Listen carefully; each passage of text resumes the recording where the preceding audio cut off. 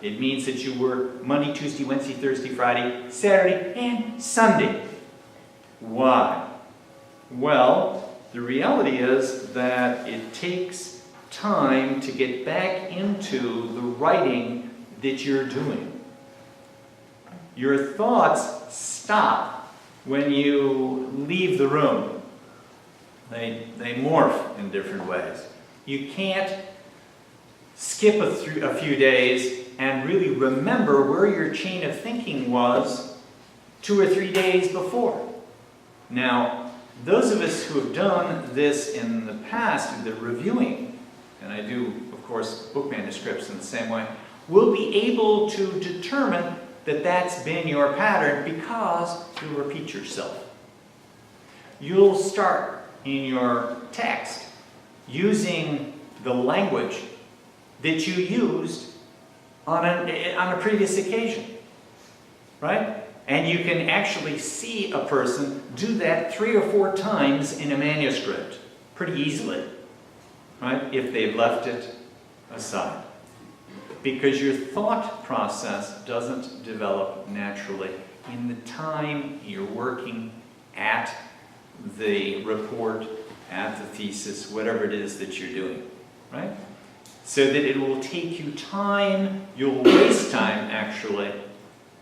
The time that you think you might have saved, you'll waste time by virtue of this discontinuous pattern because you'll have to relearn what it is that you already learned about all of the stuff that you had collected to address in that particular section of your report or your thesis or whatever it is that you're writing. Okay? So, maintaining a regular work schedule, and I know that you all think this doesn't apply to me, I'm special. Because I know I think the same thing, but the reality is it applies to me too, right? And you're going to find, to your detriment, your frustration chiefly. See, this is all of these things are about reducing your frustration, right? I want you to be happy here. I don't want you to be frustrated, right? And that's what it is. So, at the outset, think about what that safe place is and establish the schedule. For me, I write best between 1 a.m. and about 3 a.m., 3:30 a.m. in the morning.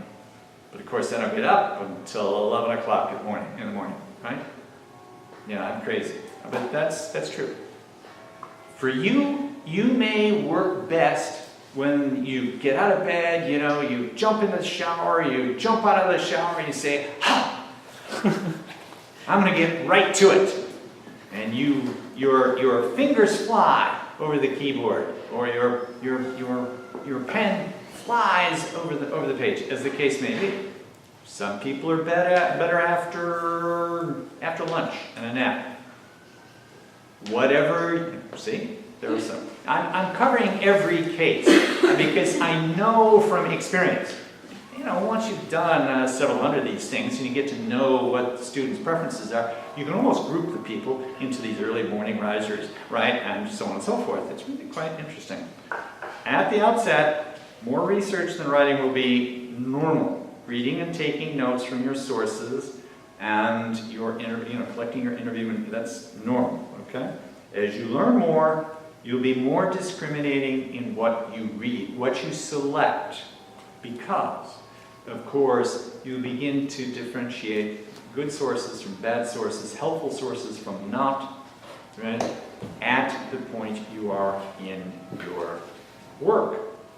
As you approach the end of your reading list, the research should be brought to a halt so the text can be completed. Hence, your nest or your office will be transformed from a place of reading and writing to a location of writing and reading. It reverses itself. Okay? Yes, question? So if we're beginning to write, to sit down and write at least 3 months earlier, then you're taking notes now. That's a good question. When do we start writing? You start writing now. Okay, but the character of your writing is to take notes and gather information. You're in a proverbial squirrel.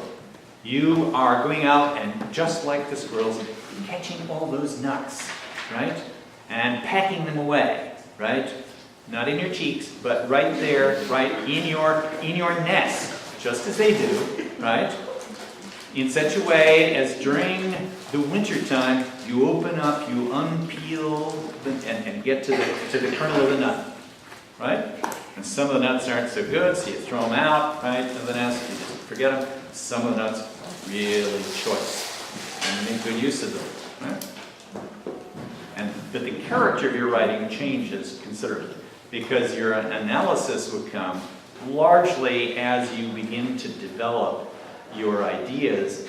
And I often urge that students use basically the footnotes as discursive footnotes or discussions.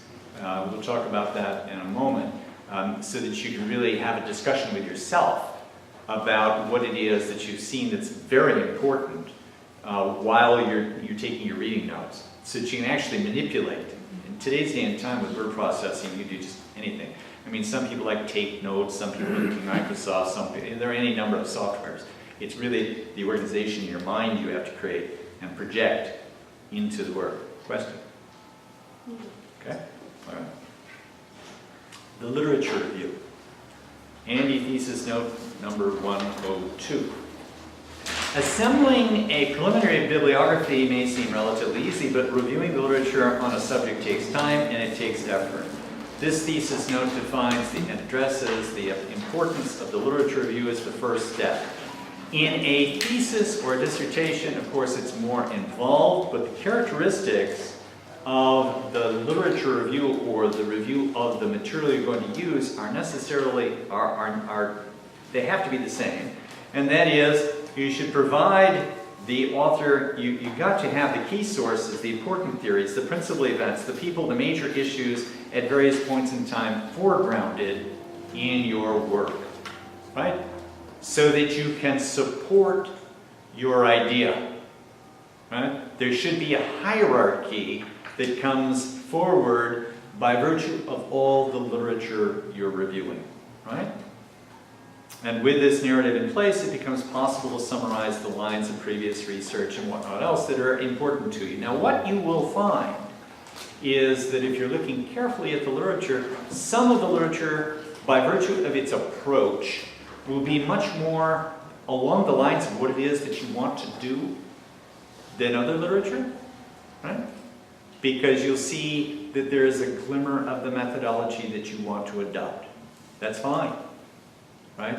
So it's not just the substance of what it is that you're learning, but also the way in which, the methodology in which, how it is the material is being assembled. Okay? We'll come back to methodology at the end, but it's important to realize that it's here that you begin to find.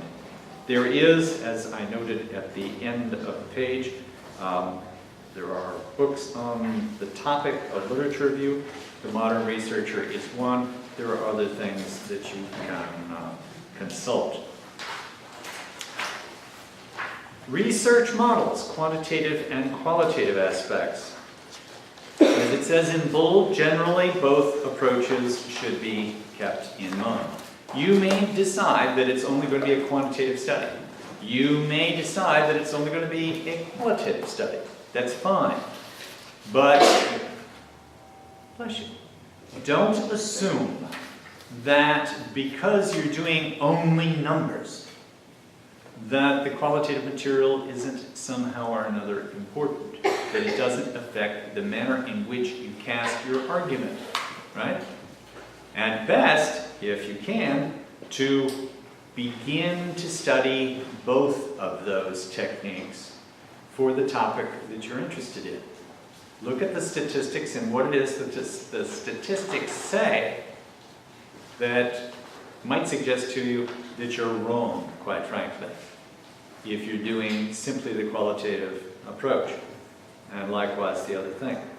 I don't have any particular bias. I don't know that any of the faculty have any particular bias for one or the other. It's generally a combination. And I make comments here about the comparative approach.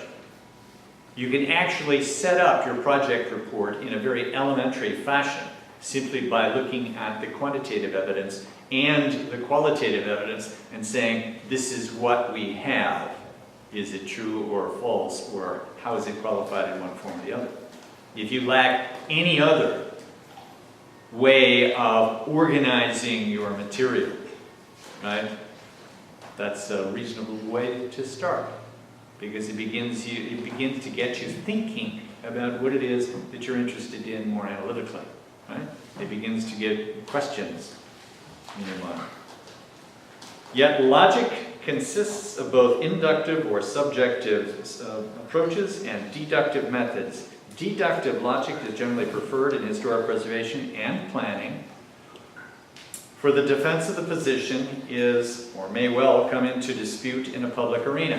What is deduction? You gather all the information and by virtue of that deduce what it is the result seems to be appropriate. Right? The weight of the evidence, you've seen the lawyers say, right?